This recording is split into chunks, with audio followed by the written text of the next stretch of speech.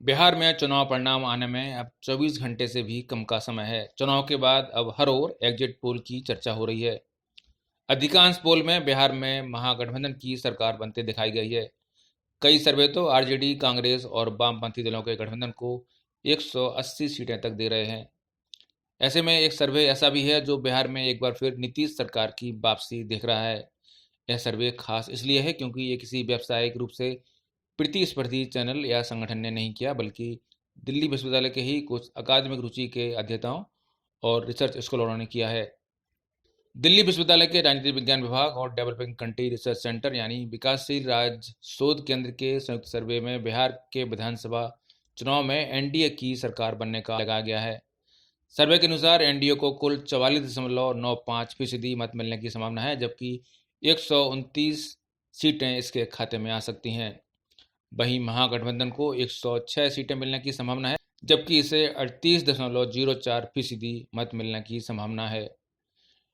डीसीआरसी और डीयू में तीसरे चरण को छोड़कर और किसी चरण में महागठबंधन को एनडीए से अधिक सीटें नहीं मिलती बताई गई हैं।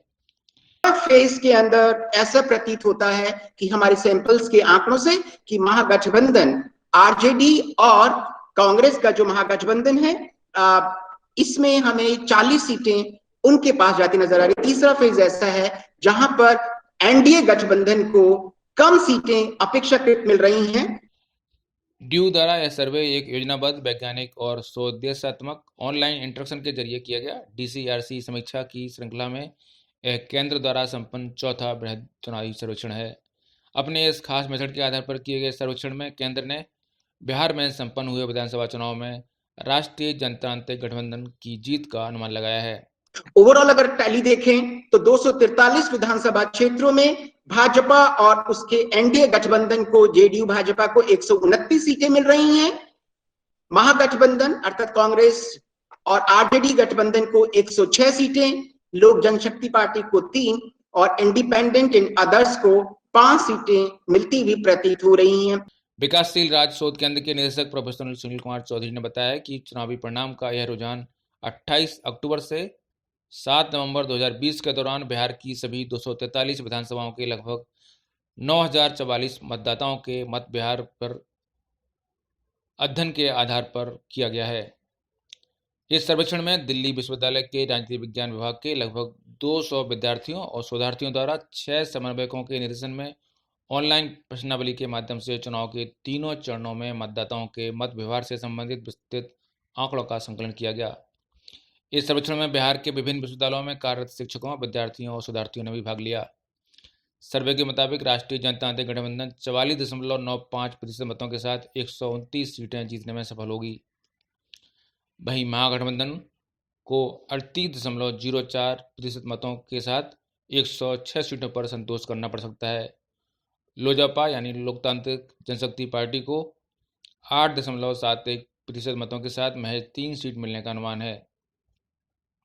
वहीं 8.30% मतों के साथ 5 सीटें निर्दलीय को जाती दिख रही हैं। अगर वोट परसेंटेज देखें तो एस्टिमेटेड वोट परसेंटेज तीनों चरण को मिलाकर देखें तो एनडीए को 44.9% वोट मिल रहे हैं, महागठबंधन को 38.04, लोक जनशक्ति पार्टी को 8.7 और इंडिपेंडेंट अदर्स को 8.3% वोट्स मिलते हुए नजर आ रहे हैं।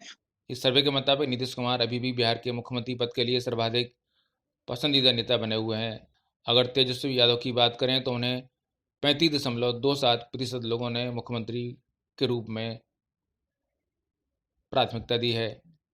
वहीं 11.42 लोगों की पसंद चिराग पासवान है। आंकड़ों के हिसाब से नीतीश कुमार जी को 41% 4 लोगों ने अपना मुख्यमंत्री, बिहार का मुख्यमंत्री पसंद किया है। तेजस्वी यादव जी जो आरजेडी से थे उनको 35.2% के रूप में लोगों ने वहां पर आंकलन किया है। चिराग पासवान जी जो लोक जनशक्ति पार्टी के नेता हैं उनको 11.4 और अन्य के रूप में 11.8% बेस्ट चीफ मिनिस्टर के रूप में उनको ये मत वहां के मतदाताओं ने अपने वोटिंग प्रेफरेंसेस में सैंपल्स के द्वारा देने का प्रयास किया है।